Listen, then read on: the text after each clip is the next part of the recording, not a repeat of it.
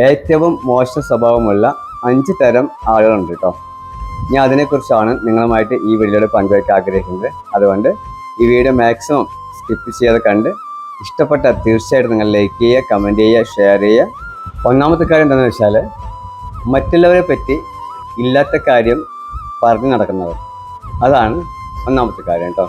രണ്ടാമത്തെ കാര്യം എന്താണെന്ന് വെച്ചാൽ, നമ്മൾ ഏറ്റവും വിശ്വസിച്ച് കൂടെ കൊണ്ട് നടക്കുന്നവർ നമ്മളൊരു രഹസ്യം വെളിപ്പെടുത്തുമ്പോൾ ആരോടും പറയരുത് എന്ന് പറഞ്ഞ കാര്യം മറ്റുള്ളവരോട് പരസ്യമാക്കുന്നവർ, മറ്റുള്ളവരോട് പറഞ്ഞു നടക്കുന്നവർ.